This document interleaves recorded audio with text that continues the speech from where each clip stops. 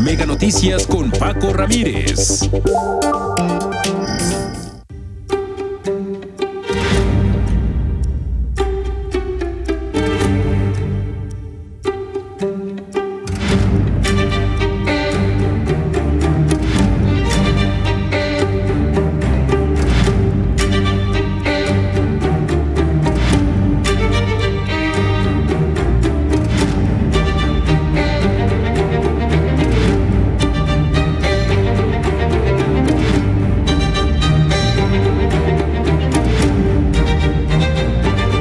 Tuvimos un problema de incapacidad de atacarlo y por tanto hubo ciertos cortes de electricidad que duraron 1 hora, nada más.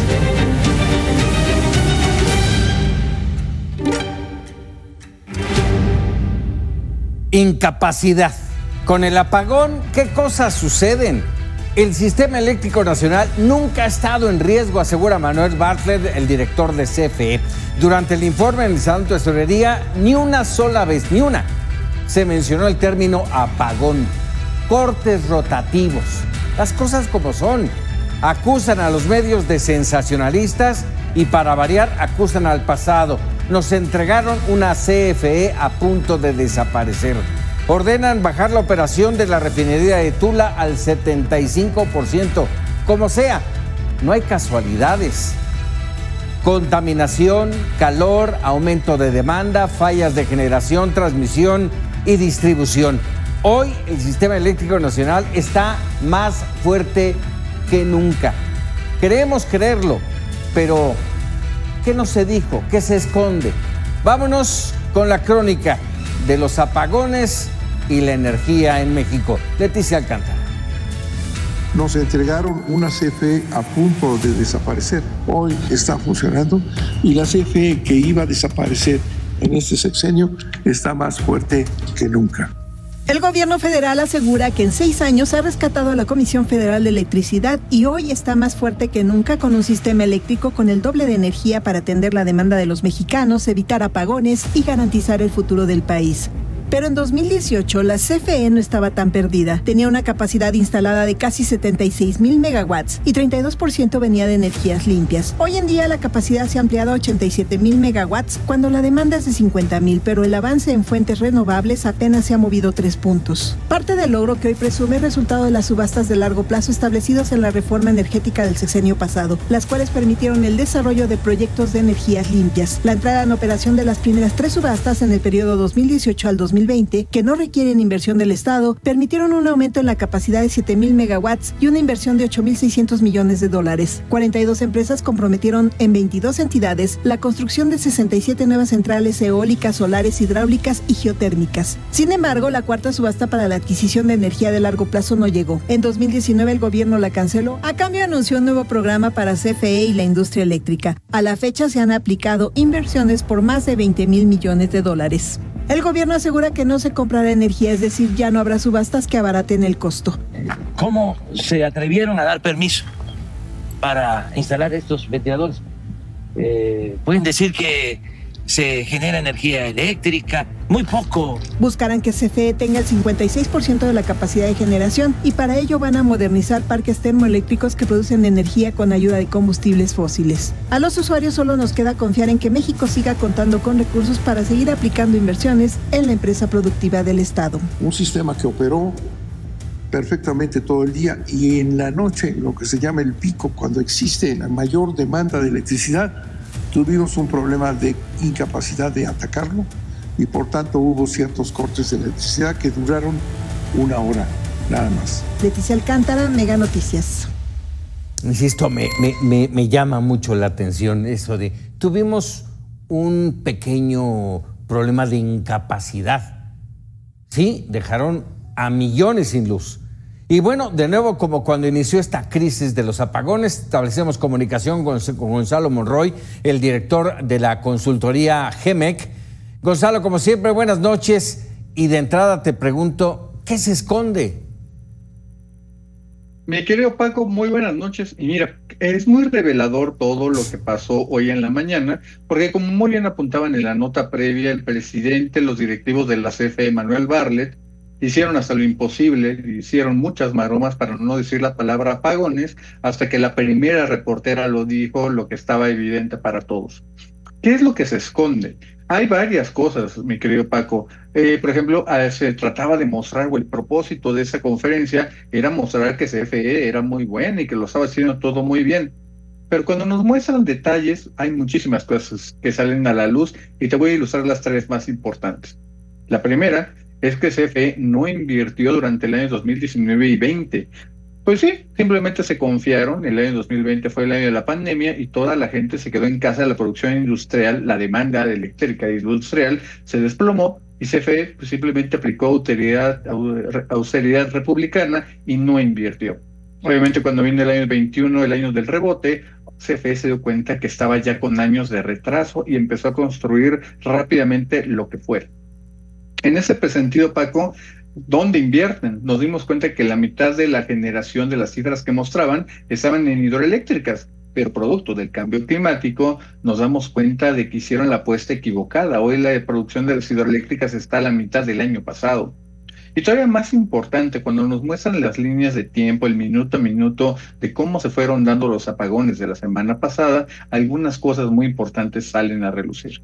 La primera es que intentan decir que es que fue por las energías renovables que salieron de circulación, pero hasta ahí todavía no entramos ni siquiera en un sistema de alerta. Se dispara cuando empiezan a caer las plantas, especialmente que le habían comprado a Iberdrola, y entonces ahí es cuando llegamos al estado de emergencia y que lleva a que tengamos los apagones. Y eso abre una pregunta muy importante, Paco. ¿Quién hizo la evaluación de esas plantas? ¿Quién las seleccionó? ¿No se dieron cuenta de que eso estaba ya, de que tenía problemas? O peor, ya lo sabían y no le hicieron el mantenimiento correcto. Estas preguntas son de las que se tienen que evaluar, porque eso es el resultado también contribuyó directamente a que tuviéramos los apagones de la semana pasada y que probablemente volvamos a tener ahora en el verano. A ver, ¿cómo empatar esas tres frases que te voy a mencionar, que le mencionan a la audiencia de Mega Noticias? El sistema eléctrico no estuvo en riesgo por los apagones, está más fuerte que nunca. Tuvimos y así con este señalamiento, una pequeña falla de incapacidad. ¿Cómo evaluarlo? Claro, qué bueno que me preguntas eso. Mira, la realidad es que hay apagones precisamente para preservar el sistema. Si no hubiera intervenido los sistemas de emergencia y también obviamente el SENACE, se sobrecargan las líneas de transmisión, las que vemos en las carreteras, y literalmente se vuelan las líneas de transmisión. Y lo que sería un apagón de unos cuantos minutos, un par de horas, se vuelve una cosa de semanas. Y entonces estamos perdiendo el país por unas cuantas semanas totalmente oscuras. Y pensemos un segundo lo que eso significa, Paco. Significa que el dinero que tienes en el banco no lo puedes ir a sacar, no hay cajeros automáticos. Tú quieres pagar con tu tarjeta, no sirve porque no hay dónde cargar las terminales para poder cobrar. Genuinamente es un ambiente apocalíptico. Eso es lo que hubiera podido pasar si no se aplican los apagones. Así que decir, todo estuvo muy bien porque aplicamos los apagones, es una verdad de perogrullo. Además, terminas por morderte la lengua cuando dicen que los particulares nos ayuden, que no paren sus plantas. ¿Qué nos están diciendo? Fíjate, eso incluso, y a mí me pareció muy revelador, cuando uno de los funcionarios de la CFE literalmente dice, y estoy parafraseando, es que la gente llega a las 7 de la noche a sus casas, enciende las luces y se pone a planchar. Sentémonos un segundo a ver, acabamos de tener lugares en la Huasteca Potosina, en la parte de Veracruz, con sensaciones térmicas de 51 grados. Genuinamente le está pidiendo a la gente que se ponga a planchar en ese infierno sobre la tierra. Ahí nos damos cuenta, por desgracia, Paco, de la insensibilidad de los funcionarios que simplemente tenían que defender algo que saben que estaba mal de antemano. No, bueno, pero terrible. Y de remate ordenan disminuir la producción de la refinería de Tula. Esto, no entiendo, 25% menos, ¿no necesitamos esa energía o esa producción nos está generando, entre otras cosas, contaminación? Tiene que ver con la contaminación, por supuesto, pero déjame decirte que, por desgracia, ese anuncio de bajarlo 25% es atole con el dedo. Ahorita, por ejemplo, el último dato que tenemos de Tula es que estaba al 78%, así que nada más tiene que reducir un 3% de donde estaba. La contaminación prácticamente sigue estando igual. Es importante mencionar que no todo es contaminante de lo que estamos viendo aquí en términos de lo que viene de Tula. Tula no genera ozono, pero Tula produce algo todavía que es peor, que es el dióxido de azufre, que llega y precisamente a la Ciudad de México desde el lado norte, que va recogiendo toda la contaminación de los procesos industriales de Tultitlán, de Cuautitlán Izcalli, Tlalnepantla, Naucalpan, y por desgracia, como hay demasiado calor, se fomenta, se propicia una mayor generación de ozono, que es la causa de las últimas contingencias ambientales que hemos estado viviendo, Paco. Agrégale que no ha llovido y tenemos una serie de partículas suspendidas, dióxido de azufre. Tenemos un cóctel Molotov muy, muy difícil en nuestras narices. Y viene la tercera ola de calor y vamos, el próximo y el futuro más largo, ¿cómo lo ven? Es importante hablar de eso. Mira, en el corto plazo, te estoy hablando lo que es el verano, no tenemos ninguna escapatoria. Las plantas más cercanas que tiene CFE para inaugurar, si todo saliera bien, es para septiembre del año 24, en unos cuantos meses. Pero mientras tanto seguimos expuestos a las olas de calor del verano, de junio, julio y agosto. Obviamente aquí también tenemos que ver de qué es lo que se está haciendo alrededor. Sí, vienen algunas otras plantas que van a ir aliviando un poco la presión y eso es importante porque van a continuar independientemente de quién sea la ganadora de la elección presidencial. Eso le va a dar un poco de margen, no es suficiente, y eso vale la pena muy bien entenderlo, Paco, porque estamos hablando mucho de la oportunidad del nearshoring, pero en ese momento México tiene problemas para mantener siquiera las luces prendidas. Caray, Gonzalo Monroy, como siempre, agradecido de que nos regales y nos des luz en estos temas. Muchísimas gracias. Al contrario, mi querido Paco, te mando un tremendo abrazo a ti y a todo tu público. Gracias.